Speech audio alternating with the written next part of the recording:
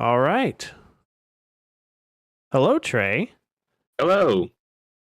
We are on our 5th episode of Favorite Terrain. Huzzah. Huzzah indeed, sir. How are you? I'm doing fantastic. I just got a notification that my favorite YouTubers went live, so I'm gonna go over there and like their stream real quick. Ooh. Should do that. I should do that. We all should do that. Yep. I'm gonna sit here and make sure I get the chat widget working.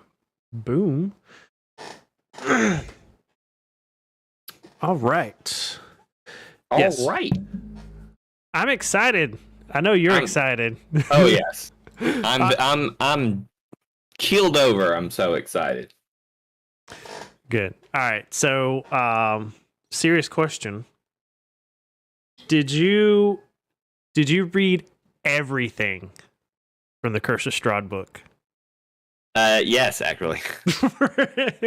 That makes one of us. Well, to be fair, I had read this book a while back because I was thinking about running it. And I'm not so hot with modules, if I'm being perfectly honest. It's one of my downfalls as a DM. Modules are not my favorite thing ever, just because I feel like I'm doing it wrong if I miss something. So I'm constantly like, flipping, and I feel like my players are constantly waiting on me. So I try to get everything in my head for a module and then kind of just run it the way I want. Yeah, I agree. I have never been in favor of running modules just because I don't know. I've got like stories and stuff in my head that I'm excited to tell. But until I ran a D&D tabletop club for middle school and high school kids, and then modules are your saving grace. And I didn't have time to write or come up with stories. So, yeah, as teachers who have ran a tabletop club for school age kids, modules are your lifeblood, man, because it's just ready to go. Yeah, and I will say, reading through this module, I want to run this thing so bad. Isn't it so good? It is so good. Curse of Strahd is like the pinnacle of things for D&D right now, man. I mean, I haven't found a module that has topped it, and I've read several. Yeah. All right, so before we get too hyped, let's do a little housekeeping. Thank you guys for hanging out with us for our 5th episode. Pretty pumped that we've, we'll be 5 weeks straight, except for one we had to skip for Father's Day. Right, but we did it the next day, so we still got an episode out. That's right. Yeah. So, super pumped. And it's been getting some views and some listens. Yes. We appreciate it. We do. So wherever you're at, if you're live with us right now, which you can catch this stream every Sunday at 7:00 p.m. Eastern Standard Time, and you can be part of the podcast, part of the discussion. We take comments and bring them into the conversation if they're relevant. Yeah. But if you're here live with us, don't forget to leave a like. If you're here watching after the fact on YouTube, don't forget to leave a like. And subscribe. And subscribe. If you're finding us and you're like, who are these two middle-aged white dudes? Because that's what D&D needs more of, is middle-aged white dudes. Middle-aged white dudes. Leave us a sub. I feel like we're pretty entertaining. Keep it family-friendly. And we're just two big nerds, so... Yeah, the worst language we ever had one time is that me and Travis got into a big debate, and he called me a cotton-headed ninny muggins, and we were just sort of like, whoa. So we had to take a break. I don't remember it, but I don't deny it. If you're listening to us on Spotify, thank you for helping us get used to this new platform that we've ventured into. I feel like it's been going pretty good. I haven't checked our stats lately, just because I've been super busy, but I get all excited when it shows up on Spotify, and I can mark that I've listened to it because I am it. So it just I am it. Yeah. But you can leave us a rating on there, and that would help us out a whole bunch. And we'd be very thankful. And the last little bit of housekeeping, Trey and I have a Patreon for Two Beards Play, and that link is in the doobly-doo if you're watching here on YouTube. Patreon.com/tablescraps, which we need to come together still. And yes, we were going to meet, and then you had some tragedy befall you, so we had to reschedule. Yeah. So if you would like to support us, Patreon is where it's at. And if you like this podcast, if you like listening to us talk about D&D content, and you've got a topic that you would love for us to discuss, Patreon is where it's at. Mm-hmm. Yeah, buddy. Get on the Patreon. Any donation tier level, it doesn't matter. And you would like, hey, I'm really interested in gnomes. And we're like, okay, we're going to talk about gnomes. We're going to talk about gnomes. Travis could talk about gnomes till he is blue in the face. Well, I think, yes, I could, but I don't think anything that I would talk about is actually like D&D canon, because I love gnomes so much. I've just made up my own rules for gnomes. So now we have to have 2 gnome episodes. We need the canon D&D gnomes, and then we need Travis's gnomes. Right. That's true. Dang, guys, thank you for 7 likes already. Yeah. And 11 views just in the first few minutes here. Very nice. I'm putting Travis's gnomes on the picker wheel, by the way. Oh my god. I was like, we're putting that on there. Oh, yeah. So, so I think that's it. And I last episode, I think I talked about we need to come up with like a musical intro, and we haven't yet. That's in the works. But I found my trusty nose flute, and I'm going to play a little ditty for you. Oh, Lord, here we go.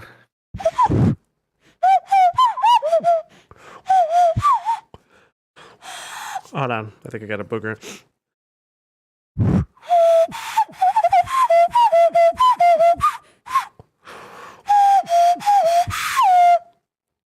That's all I got. Okay, well, hopefully it comes across in the stream, because I heard nothing. You heard nothing? I heard nothing in my headphones, buddy. So hold on, let me see if it moves my audio thing. Yeah, anybody in the chat, if you heard Travis's nose flute just then, please let us know. Yeah, it's moving my audio thing. It could just be not coming through for me for some reason. Oh, it could be a Discord thing. I think if the audio is too high. Oh, yeah. Yeah, Discord gets weird like that. It just cuts it, yeah. Anyway, so hopefully that didn't scare off any of our current viewers. But yes. Yep. My buddy Cody is watching. You know, he's got trouble for some reason getting into the YouTube chat for whatever reason. But he said his top 3 modules in D&D are number 1, STRAHD, which we're talking about tonight. 2, the Waterdeep stuff, and then 3 is Tomb of Annihilation. All right. Well, which I'm sure we'll talk about all those eventually. So I've only... Okay, I should be transparent. This is the first one that I've like read most of. Like I did like hit like the top important stuff of each chapter. I didn't go through each area in detail to like know all the ins and outs, because to be honest, like I don't foresee us like going in all the ins and outs. We don't want to spoil any story. Yeah, I was actually going to say we're not going to go through each and every area, but I've kind of got some notes I think would be the highlights of this module. Yeah. And you know, and we don't want to spoil things, but I'm like, if we're going to be talking about it, I don't want to spoil it. So I just want to give like a disclaimer right now. If you're listening to this in any form, we're about to talk about the module Curse of Strahd. If you are currently playing this campaign and don't want it spoiled for you, stop listening now and listen again later. You better listen twice for not listening the first time. So that is your warning right now, okay? That's your warning. Yeah. And I will say, we will talk about it. We won't reveal any like major plot points. No. I think, from my understanding, we're going to talk like the overall theme of the module. Some things to expect going in as a player, and I've got some things to that tickled my DM muscles in my brain here, that I wanted to talk about, and just it is good. Like, yes, it is. I've ran the Mines of Phandelver, whatever, that one you get with the starter box. Yeah, Mines of Pandelver. Pandelver. Or Phandelver, whatever. Something like that, yeah. And then I've ran a little bit of Out of the Abyss, but that was for my high school and middle school students. And, you know, that's like, you know, they're going to spend 2 hours just arguing about, you know, who's going to eat the mushroom or whatever. Oh, yeah. Doing D&D for school-age kids is so simple because they really just want to goof off and have a good time. And you just go there if they ever decide to actually get into combat. Yeah. So, yeah. The Phandelver, the Mines of Phandelver, whatever, however you say that, Out of the Abyss, and now Curse of Strahd. This is my experience in pre-made modules. Yep. Cody said the witches with dream pastries is one of his favorite parts of this. I did read over that. Yes, I agree. That's a great part. Yeah. Yeah. So let me pull up here, Curse of Strahd. Yeah. I've got that, and I've got my notes. Yeah. So, just kind of hopping into it, the first thing, Trey, that I thought was awesome about this, and I can't say how it compares to other modules because, like I said, I don't have that much experience, but you could run this with your party from level 1 all the way up to like level 10. Yeah, you can. And that's phenomenal. Like, yeah. They've got a whole list of scenarios to get you started. So like to say, if you've already got a party existing in a world, be that, you know, the Sword Coast or your own, how to not necessarily railroad, but, you know, suggest, hey, we're going to start this adventure. This is how we get from what we're doing into, you know, this Curse of Strahd adventure. Be that, you know, you're in a tavern and somebody comes and brings a letter to you, or you're camping out in the woods and this mysterious fog rolls in. And there's like, I think there's like 5 or 6 just different scenarios. They try to cover their bases of like, hey, this is how you can get your group on board. Yeah, the adventure hook section right at the beginning is really, really great for that. And like you said, it could be something really convoluted, and they even write you like even little mini scenarios to run your players through. And the simplest one I think you said is if they're just traveling, mist creep in the middle of the night and you wake up and wait, this isn't the forest we slept in. Yeah. You know, so that is really cool. But yeah, there's 4 of them. There's Plea for Help, Mysterious Visitor, Werewolves in the Mist, and Creeping Fog. And some of them are quite involved, quite, you know, convoluted, and others are very simple. So yeah, that was really cool. Yeah. So Curse of Strahd. If you've never heard of Strahd, where have you been? Strahd von Zarovich. Is my pronouncing that right? Sure, Zarovich, whatever. Zarovich, Strahd von Zarovich. I stray Strahd von Zarovich. Okay. Literally, the first chapter is an introduction to who Strahd is, and all you need to know if you're a player is he's a vampire and he's bad. In D&D, he is the first vampire. Is he? Yes. Okay. Yeah, in the greater lore of D&D, Strahd von Zarovich was the first vampire. And I don't want to give too much of it away, but basically he becomes a vamp. It's very parallel to the Dracula story. He's a nobleman. He likes conquering. He makes a deal with some darkness and becomes a vampire. I don't want to give away too many plot hooks. Plus, there's a lot to go over for Strahd. But yeah, in the D&D lore, he is the OG vampire.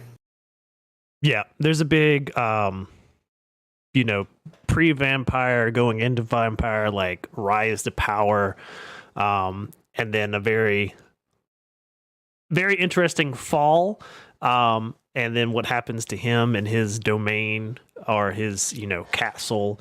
And there's some romance in there too. Oh yeah, it is very much a vampire story, and I'm here for it. Yeah. So that is Strahd von Zarovich. I'm going to say it all fancy like because it's fun. Yeah. And I think when you're talking about Strahd, you also have to give, kind of like you said, his domain, because the domain where he is, his land is called Barovia. And so Barovia is actually connected to Strahd very, very deeply. Like, the vampire is over the land and all that different kind of stuff. And the idea is, Barovia is encompassed by the mist. Like, on all sides of it, it is surrounded by this thick, dense, heavy mist. And what's going on here is that you're not just in a land. You are in an extra dimensional space. Yeah. Barovia is one of the domains in Ravenloft, which is essentially the Shadowfell. Like, in the plane of the Shadowfell, Ravenloft is this little area, and that's a whole nother topic about what Ravenloft is and how it works. Yeah. Which it's funny because a few episodes ago we talked about what was the race that we went over, the Simic hybrids. Yeah, but you thought it was the Dusk Elves or whatever. Yeah, and they are from Shadowfell. So Ravenloft in the Bavaria whatever area, they call it like a dread domain. Yeah, like he is in his own dread domain, and there's several different dread domains in the Shadowfell. A bunch. Yeah. So yeah, he's on his own little plane of existence, and from what I understand, reading through this, he has control over who comes and who goes. Like, unless you have his permission and he allows it, you're not leaving. No, he actually, it even says Strahd has the ability to close the mists, which means he can make the mists around Barovia become impassable. Meaning once you're in there, if he locks it down and he doesn't want you to leave, you're not leaving. So that's kind of the idea, is you get pulled into this Ravenloft Barovia area, and you are trapped until you figure out the story, which is the plot and everything that you have to do. Yeah. And you know what happens? You know what happens if you go into the mist? Like you're like, no, I'm out of here. I'm going into the mist. I'm going back. Oh yeah, there are mechanics. Why don't you tell them about the mechanics there, Travis? If I remember correctly, it's like per round that you're in there, you take a level of exhaustion. Yes. Yeah. So if you get out there and for whatever reason can't get back out, like within, I forget how many levels of exhaustion you need to just completely die, but like 6, I believe. Yeah, you could just, your character can just straight up die wandering in the mist. Yeah. So it's definitely something that your players are not just going to be like, forget this, I'm out of here. I'll make Constitution saving throws. I'm fine. No, you won't. No. Yeah. So the cool thing about this module is that it kind of tells you, if you're the dungeon master and you're going through this, you kind of are Strahd in this. Like, you're playing this giant chess game. You're puppet master. You're pulling the strings, and Strahd has taken an interest in your party, your characters, and you're basically playing against them. You're actually trying, believe it or not, to destroy them in certain ways, as if you were Strahd. So you get to full on be the bad guy in this, and they tell you, you have like 3 major goals as Strahd that you're trying to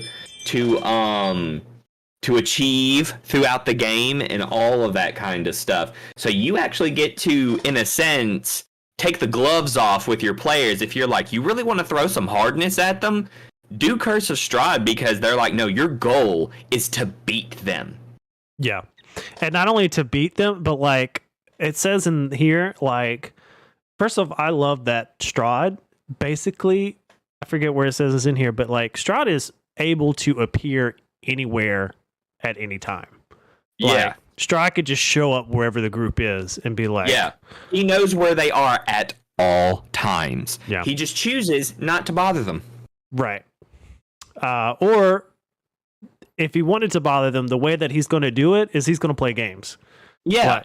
Mind games. He wants to test their might. He wants to like see how worthy they are.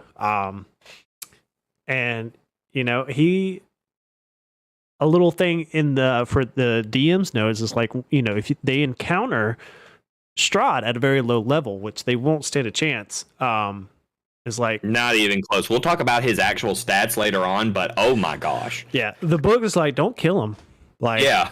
Like, mess with him for a few rounds and then just kind of laugh it off and leave. Yeah. It would be so much fun to run this.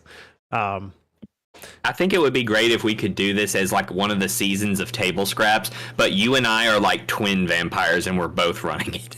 Oh my gosh. We could just get a bunch of hapless dupes that are agreed to be on Table Scraps for a season and we're like, yeah, so that's your villain, Strahd. That's what he's about, you know, first werewolf, he's there, you're in his home turf, you're in his domain, and he's gonna go ahead. I'm sorry, I was just gonna say, and we're leaving a lot of stuff out, like we're really not trying to just read through this whole thing for you guys, but yeah, that's Strahd. He is the main thing around it. Yeah, and so that's the main actor, and the setting, which we said the name earlier, but Barovia. So Barovia is the second chapter in the book is actually called The Lands of Barovia. So it kind of gives you, the first one is, you know, first chapter you're going to get, you know, what is Strahd about? What's his goals? What's his motives? How do you get your players into this demiplane, this dread domain? And then it tells you about where are you at now? What is Barovia? Who lives there? Because there's a lot of people that live there. There's several different cultures. And yeah, I think they mentioned in one offhanded comment, they're like, there's a little less than 3,000 people in Barovia, which is not huge, but it's not small either. Right. Yeah. And the Barovians they're super interesting. Oh yeah. There's mechanics for DMs for these people. But so the land of Barovia and his Ravenloft Castle and all the little surrounding areas that you'll explore, because there's lots of them. Like, this is a huge area. Majority of this book is areas of Barovia, and they label them through the alphabet, and they go through the whole alphabet A through Z. Yeah. And so Barovia, this whole area that you'll explore way past when Strahd was human, was not vampire. This used to be part of the material plane. Yeah. And then when Strahd did some bad stuff, part of his punishment was him and this whole area that he was in charge of got pulled into its own dread domain. And so you've got these people, you know, that came with him. And if you think about, not necessarily like straight up everything's undead, there is some undead characteristics to the lands of Barovia, but there's just nasty. Like, yeah, think of wolves, think of hags, think of animated scarecrows, ravens, werewolves, just like these, not necessarily undead, but the monsters that tend to go bump in the night kind of things. These are bountiful. Yes. Bountiful in this land. In fact, they even recommend you don't go just wandering around the Svalak Woods, which is the woods around Barovia, because they're like, no, there are werewolves out there. They will eat you. Yeah. So it's not like your characters can just forget this, I'm going here. This module is so well written, there's contingencies for anything your characters can do. Yeah. So there's not just, I'm just going to go do a thing. No, if you do this, then X happens, which can be kind of intimidating as a dungeon master, because if you're a new dungeon master and you're trying to do a module, Curse of Strahd is not the one you need to start with. Let me just tell you. There are so many things going on in this. This is like one of the most fleshed out things I have ever read in D&D. Yeah. And going back to wandering around in areas, so one of the first towns you'll come in contact with is Barovia. The village of Barovia. The village of Barovia, yeah. And so, but in the appendices, there is a note or an appendix B, it's titled Death House. And this whole little section is like your party, if they're like level 1 or level 2, don't let them even get to Barovia yet. Run them through this little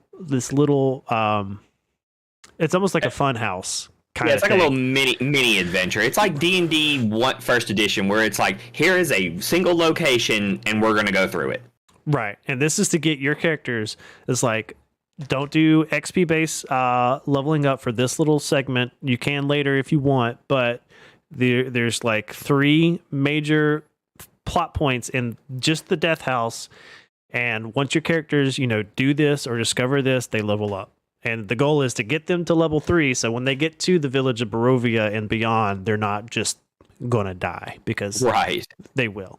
Because one of the very first random encounters that can happen to them are like a pack of dire wolves. So, like, level 1 direwolves can like, if you're a level 1 character, a pack of direwolves can destroy you. Yeah. Like, obliterate you. If you're level 1 party, a pack of normal wolves can destroy you. Yeah. Yeah, so it is great that they had this Death House thing. And I've not looked into a lot of the Death House stuff, because I'm one of the guys, I'm like, well, let's just start at level 3. Everybody wants to get there anyway. I got you. Yeah. A lot of people do that, but I'm leaning more these days along, no, you're going to do the work. Yeah. you know, I may fudge a few things and not kill you straight out, but you're going to do the work. Yeah. In the game that playing currently, where Jeremy's DMing, and I'm the Druid Haragon, we started at level 1 and we haven't we're almost to level 3. We haven't quite got there yet, and they're such scary levels. Like level 1 and level 2, getting through those, I'm like, whoo. Yeah, man. Especially if you're playing like a caster or something and you've only got like 6 or 7 HP. Yeah. Yeah, and usually every class, you usually start getting your good stuff at level 3. Yeah, that's when you get a lot of your archetype stuff. Yeah. So you were talking about the Barovians themselves. How about, since there are 2 major types of people, let's talk about them, because I agree with you. The mechanics on these people are really neat. How about you talk about the Barovians and I'll talk about the Vishtani? Okay. Yeah, so the Barovians, imagine walking into this very monochromatic, depressed, dreary village where most of the people show zero emotions other than just anger. There's no joy. There's no happiness. Just anger and sadness. Yeah. And that's just kind of the default. Like, kids aren't playing with toys. People don't dress with things that have color that might invoke cheer. Everybody, there's no money coming into the land of Barovia. It's closed off to the outside world, so everybody has their task that they do, their trade that they do to contribute to keeping the village of Barovia functioning as a society. But not only that, the villages of Barovia are one of STRAHD's main food sources. I read in there. Yep. Not they only are fully aware that they are being oppressed by a vampire. Yeah. And also, not only does STRAHD feast upon some of these villagers of Barovia, but children disappear quite often. I don't like I said, I don't want to give away too much, but it is not a very happy place to live. But you will notice if you adventure any amount of time in Barovia and get to know the folk there, they're not hostile towards you. They may not like you. They may they obviously don't like you. Right. But they're not just going to, unless you go up in there and start just cutting down people, they're not going to actively hate you. But you do notice two different types of Barovians. Ones that don't show emotion and ones that seem a little bit different. They might dress with the normal Barovian garb, but maybe have a bright red hat on that helps them stand out a little bit, or a little color in their pocket handkerchief poking out, or show a little bit more emotion than the rest of their villagers. And that's significant, and that's something that you'll explore and learn about in the village of Barovia. What else might be of interest? Barovians are all humans, and they're very, very weary of any other race that might come in. So if you come in and you're an elf, you're gonna get some kickback for that. Yeah, especially since there are the dusk elves that kind of loom around. They're kind of like, yeah, which has seeded some distrust there. Yeah, the Barovians refer to Strahd as the Devil Strahd. Like Trey said, they're firmly aware who and what Strahd is. Strahd's been kicking around in this domain for hundreds and hundreds of years. And so have they. Yeah, that's pretty it. And then they have their close neighbors, the Vasanti. Yeah. Do you want to talk about the whole souls thing, or did you purposely skip that? I purposely skipped that. That's what I hinted at the way they dressed. You might find one or two every so often that. Yeah. Yeah, we won't get into it, but there's this really cool thing about souls with the Barovians that, if you're interested, we recommend you go read it, but we don't want to spoil anything right here. Yep. But there is another group of people in Barovia, the Vistani. These are pretty much the opposite of everything that is Barovian. whereas the Barovians are like drab and terrible and just sad and angry at their existence in life, the Vistani are kind of like bright and colorful. Like, think of gypsies, like quintessential gypsies, like Esmeralda in Hunchback of Notre Dame and all the other kind of gypsy things. That's what the Vistani are. They're these bright, life-loving gypsies that they travel around and they just have a good time, and that's all that they really do is just enjoy their lives and try to eke out a living. But they have it so good because they have made a deal with Strahd himself. Strahd chose the Vistani as like his servant people.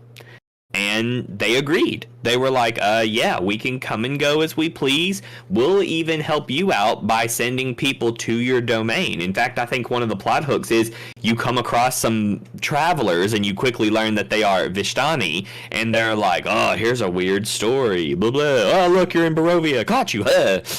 Stuff like that. But they're very bright and vibrant people and all of that wonderfulness. But they are in cahoots with Strahd. So when you meet Vistani, it's kind of like, awesome. But is it? It's like, and if your characters don't know the first time they come across a Vistani, because in Curse of Strahd, they can come across a traveling band. In fact, it's very important at one point that they do. So they quickly learn all these bright, wonderful people that invite us into their camp and feed us food and give us drink and have all this wonderful times with us. They're actually not that awesome because they might be the reason we're stuck here. Yeah.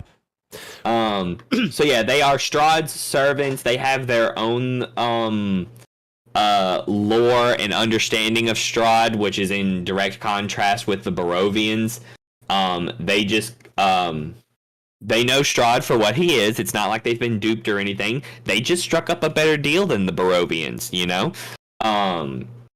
Yeah. And that deal comes from when he was still human. I remember reading that he was injured in like a military campaign, and the Vasanti way back when nursed him back to health.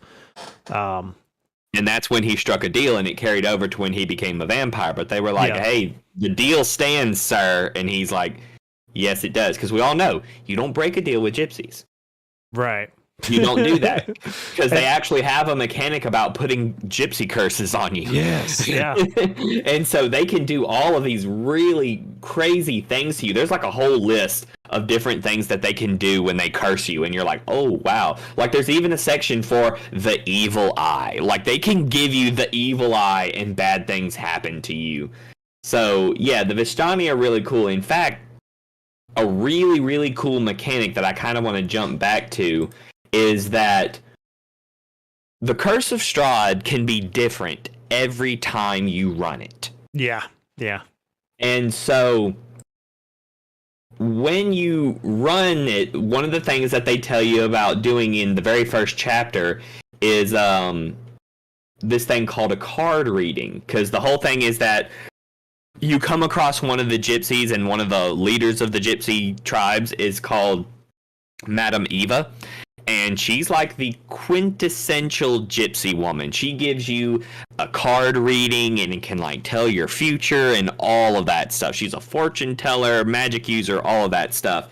But when she does this card reading, it actually determines certain things for the adventure, and you can do it with it's called a Taroka deck in the game. And you can actually make your own Taroka deck because they give you a PDF for it, or you can just use a regular like deck of playing cards.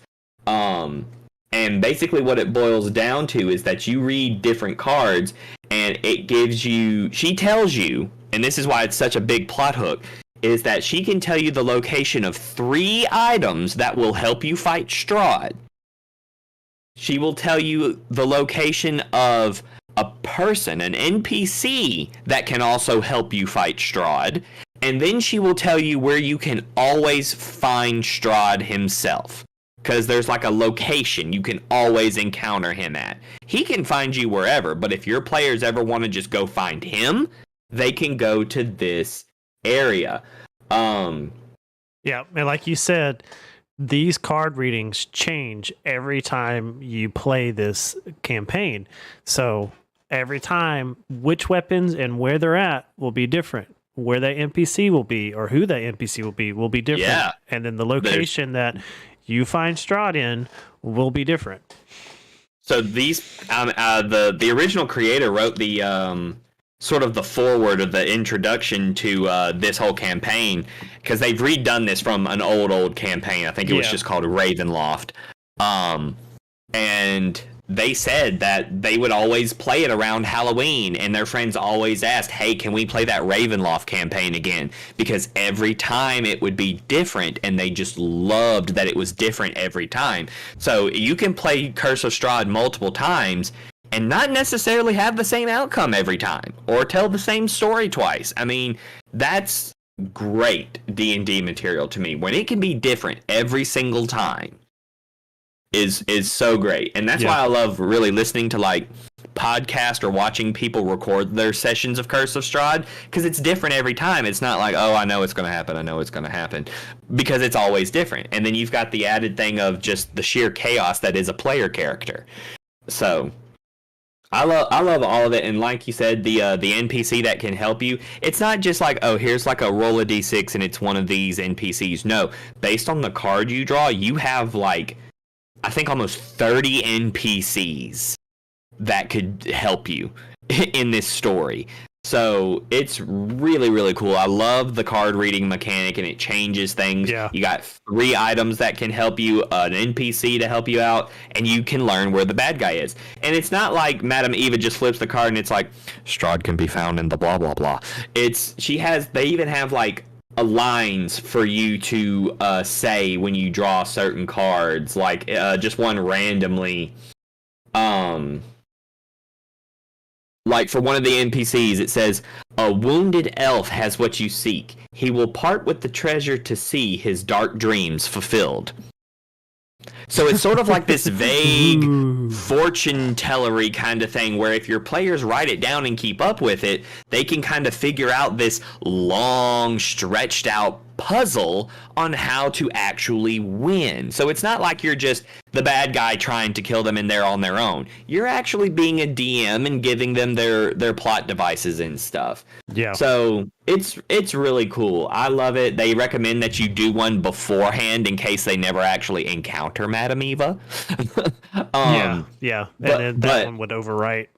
Right, and if they do meet Madame Eva, then you actually do a reading with the cards, and that is the one that is true. So yeah, the Vistani are great. I've used them in other campaigns before. I've kind of mixed them in just because I love the idea, because the Vistani can travel through the mist, whether it's locked down or not. Yeah. So they've got this special thing. Do you read about their potion they Which offer? one? The Vasanti offer a fake, I can't remember where it's at in the book, but a fake potion that they say will allow anybody to travel through the mist, which it's total bull. It's total bull, and they charge you like an obscene amount of gold for it too. Yeah. And then you just end up right back where you started. Yep.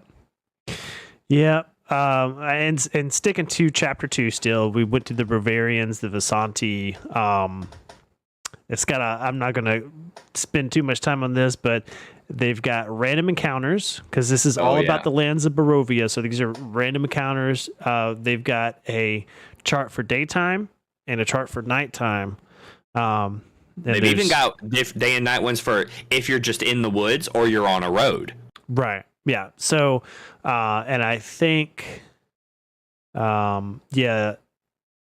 check a random encounter for every 30 minutes the adventurers spend on the road or in the wilderness. So, which is great. If you stick to that, you can really start frustrating them, where it's like, all right, we've been traveling, roll, this happens. And they're like, so much stuff happens. And you're like, well, yeah, that's the whole point. This land is trying to kill you. Yeah. And not all, what's cool is some of it's just flavor. Like, it's not even like, you know, something trying to kill you. Yeah, I think one of them is you step in a bear trap. The hunting trap is one of them. A false trail, grave. So, you know, different things that aren't trying to kill you, but could be good plot points. And then going into the last little section, just to kind of give you an idea how big this game is the areas of Barovia. So the land that you're in, they have a map, and then they have all the points on the map labeled by letters of the alphabet, and it goes through A through Z. Like, they've got, and they're not just like little areas. Each one is fully fleshed out with its own side quest. Yeah, and most of these areas, let me see real quick. There are 15 chapters in this book, and most of these most of these areas is a chapter. So, like, if your group is going to this area, turn to chapter 5, and then you'll spend whatever amount of time your group's going to be there in chapter 5, going through that. And I imagine, just like the Out of the Abyss, like, there's whole sections that you could go through and never even touch these locations. Like, if you're running through this game, like, no, I never went to the river, or I never went to the windmill. You know? Yeah, I never got there.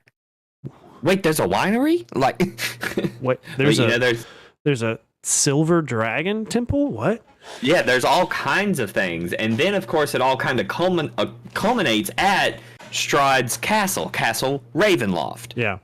And that chapter alone is I love the maps. The maps are so mechanics. great. Yes, it's all great. There's random encounters in there, but it's crazy. There are all kinds of different areas. Like, I just scrolled through randomly. The main floor is map 3. Yeah. And then you've got all these other ones. Like, there's so much going on, and there's so much flavor and so much cool things here. Like, I've been scrolling this whole time since I said Castle Ravenloft. I'm still in it. Yeah. Like, it is massive. It is a full-on vampire's castle that you go through. Like, this is the dungeon crawl of dungeon crawls, y'all. Yeah. Like, I was reading through this and looking at the maps, and I was like, if I ran this, like, there's no just, like, willy-nilly, I'm going to go look in this room. No, I'm like, we're going to have to take this by turns. Like, okay, where are you going? Where are you going? And then, depending on where you step, or what you touch, or what you look at, like, things can happen. It's been 30 minutes, time to roll a random encounter. Right. Yeah, and there's random encounters just for this whole different table for random encounters in Castle Ravenloft. And this is every 10 minutes. I'm reading. Oh yeah. I'm still scrolling, by the way, and I'm still in Castle Ravenloft. Yeah. So, I mean, so much. It's bonkers. Yeah. It's absolutely bonkers. In fact, I think I saw a video one time. You'll enjoy this. I saw periodically. You may not know this about me, but I do like to watch Minecraft videos. And I love it when people do like scale models of things. Oh yeah. You know? Yeah. I saw a guy I think was working on Castle Ravenloft. Oh, shut up. Now I want to do that. yeah, like, it's crazy, and I'm like, dude, good on you. I'm still scrolling, by the way. I'm still in Castle Ravenloft. Like, it blows me away how much there is to do in this castle. Yep. Yep. And that's where it all kind of culminates for the story, because obviously you guys can figure it out. Eventually you're supposed to confront STRAHD and yada yada yada. The ideal thing is you find the 3 items that help you, you find your NPC and convince them to help you, and then you go and kill STRAHD, yada yada yada. If you can. If you can. If you can, because it's not guaranteed that it's going to happen. You could very easily die and end this story. Yeah. Yeah, and I love at the end, I'm not going to give anything away, but yes, the ending is just mwah. There is a whole section of different ways that this could end. And it's like, if it ends this way, this is what happens. Or if this happens, this is the way it ends here. Blah, blah, blah, blah, blah. If you did this but didn't do this, then this happens. Yeah. Yeah, it's multiple outcomes, which goes back into, like, you could play this campaign multiple times and have different experiences each time. Yeah, I'm skimming through the chapters because, like I said earlier, each chapter is just a different location with its own thing going on, which I'm not going to go through with them because that's the game. Like, that's the fun part. Like, if we went through all of these and talked about what we loved about each one, we would be giving so much away. Like it was mentioned earlier, so I'll just go back to it, but I won't hang out on there when Cody mentioned the hags and the windmill. So good. Yeah. It's so good. And there's so much lore and everything. It all fits together so perfectly. And there's so many opportunities to connect it to bigger things. I don't mind taking canon D&D stuff and mixing it in with my homebrew world, you know? Oh, absolutely. So the way this is set up is that you could easily throw your long-running campaign into Barovia just to see what would happen if they went to take on STRAHD, you know? Yeah. So it would be so great. Yeah. I'm reading through here.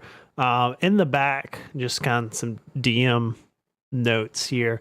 They've got character options. So if you do start from level 1 with your party. They've got some recommendations for backgrounds and different things your characters could have specific to this area. It's got the death health, which is getting your characters from level 1 to level 3. Treasures. I mean, the amount of magical items that are in here are really cool. Let me go back. Monsters and NPCs. Now, it does say in the beginning that this is you should have the monster manual, the player's guide, and the DM's book along with this because it does reference to those. So it does have some of the monsters in the back. But there are several times that, because I'm looking at everything on D&D Beyond, it's like, not a sponsor, but they should be. But this monster, as in, the monster manual, and it had a link. And so you had to click it and take you to that book because that monster stat block is not in here. But there are a lot. And, they're unique to this setting. They're not going to go put a goblin in here if there's already a goblin stat block. Yeah, they're not trying to reinvent it. I think later on they do establish that certain things are different if they come from this area. Like, I think there's a differentiation between, like, regular zombies and, like, Barovian zombies. Yeah. But it's not a big thing. It's just, like, a little mechanics flavoring here and there. Yeah. So, monsters and NPCs, the Taroka, is that how you say it? The Taroka deck? Which I looked up. You can actually buy this. They've made them. Have made them, and they run like $15. I think I've seen some here at Barnes and Nobles or Second and Charles or something like that. Yeah, if you go through this and you just love running the Curse of Strahd, it might not be a bad thing to have a Taroka deck just because you're going to use it every time you use this module. Yeah. It's creepy looking, I'm not gonna lie. Like, some people might not like to have it in their house, but it's a cool little thing. But like I said, you can also use a regular deck of cards. Yeah. And then the last little section in the end is handouts, which is a DM. I love to have some handouts. Any prop I don't have to make. Right. So they've got them here where you can... I'm not sure how they do it in the book. Maybe you can make a copy of it or something. But here online, you can just easily click on it, print this out. It's mostly like handwritten letters and notes, diary entries, stuff like that. That add lore, which is cool. We're like, hey, you found this, and just hand it to your players and not have to break down and explain all that, he's like, here, this is the information you find, do with it what you will. And allow them to read over that and come to conclusions. Mm-hmm. Yep. And I love it at the very bottom. If you're looking at the table of contents on D&D Beyond, there's a disclaimer. And this disclaimer says, Wizards of the Coast cannot be held liable for any long-term side effect of venturing into the dread realm of Ravenloft, such as lycanthropy, vampirism, a fear of dead things, a fear of living things, an inability to sleep without a nightlight and a +5 Holy Avenger under your pillow, and the unsettling suspicion that Strahd is too clever to be so easily defeated, and that this is all just part of some grand scheme of his to extend his power beyond Barovia. You didn't think you could escape unless he wanted you to, did you? That's literally what the disclaimer says. Yeah, and that sums up this campaign so well. Yeah. So, I don't know. We've talked about it for about an hour. I think we've done some justice here. Is there anything else that you might want to hit on? Not without spoiling stuff, man. Right, yeah. So if I really wanted to do what we promised to do and not spoil stuff, I think we've kind of hit the highlights of it. Yeah. Because a module like this can be very daunting. If you're like, I want to run a module. Like, I'm on several D&D groups and stuff like that, and every time someone says, hey, I'm a new DM, I'm thinking of running Curse of Strahd as a module, any suggestions? I'm like, don't run Curse of Strahd as your first module. Yeah. I'm not like, as your first. No. Get you like Horde of the Dragon Queen, something very straightforward and easily understandable. Yeah. Don't go full Strahd your first go. No, if it's your first time DMing, I really do say get the starter box, because that Lost Mine of Phandelver, like even if you just use the first little interaction on the road and the goblins, Yes. like that lets you kind of know how these things are set up and how they read, and see if you like it or not. What's funny is I have used that first encounter, like the one where, because it's very common, like, hey, you guys were hired as bodyguards to escort this carriage through X, Y, or Z. Yeah. And this is how the game's going to start. And I've used that first cave with the goblins, that first road, that just, called it something else. Over and over. I've used that so much because it's just easy. It's so easy to pick up and just be like, all right, we got an adventure. Let's go. Like if I had zero time to play anything, I'm going to kill some goblins. We're going to go in this little mine.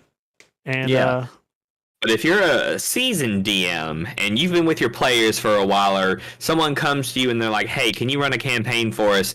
Can you make it challenging? Curse of Strahd is where it's at. Because like all the things we've talked about tonight just make it one of the best. Like I am yet to find a module that I personally think is better than Curse of Strahd. Now Spelljammer's coming out, so we'll see. But I love it. I absolutely love this. I highly recommend it. Even if you're not going to run it, read it and kind of put yourself through the ringer. Like, could you figure out a way to run this in your campaign or as its own standalone thing? There was one thing I kind of wanted to talk about, that I've heard this mechanic before and I've always wanted to do it, and I think Curse of Strahd would be a fun way to do it. It's you start a campaign, but you tell your characters or your players, we're going to create characters at the table. And then when they all sit down with their precious little ideas and stuff like that, you start narrating. And you say, you're knocked out. You wake up and you cannot remember a single thing that brought you here. And you make them roll to discover what character they are. So if you already plan this, or like as they roll, like say they're rolling for race and it's just random there at the table? It's just random there at the table when they're like, I look down to see if I'm injured. Okay, let's roll to see what you see. What body do you see when you look down? Do you see scaly hands? Do you see purple skin? Do you see, are you short?